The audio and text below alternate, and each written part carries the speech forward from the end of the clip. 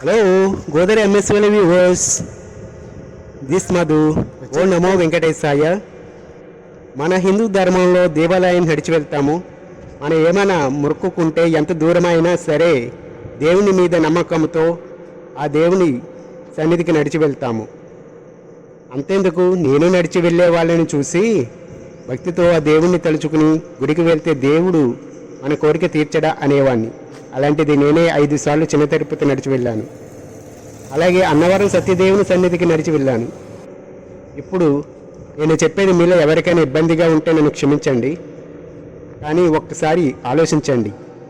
మనం వెంకటేశ్వర స్వామి సన్నిధికి నడిచి వెళితే మనం ఎంత భక్తితో నడిచి వస్తున్నామో, ఎలా వస్తున్నామో ఆ ఏడుకొండల స్వామికి తెలియదా చెప్పండి? సర్వాంతరయామి, ఆయన చూడనిది ఏముంటుంది చెప్పండి? కొంతమంది కొత్త చెప్పులు కొనుక్కుని వేసుకుని నడిచి వచ్చి స్వామి సన్నిధికి వచ్చాక ఆ పక్కనే ఆలయ సన్నిధిలో సైడ్ని ఎక్కడో దుక్కున రోడ్డు పక్కన వదిలివేసి నీ సన్నిధికి చెప్పులు లేకుండా నడిచి వచ్చాము, నీ మొక్కులు తీర్చాము స్వామి అని నివేదించుకోవడం ఎంతవరకు సమంజసం మీరే చెప్పండి?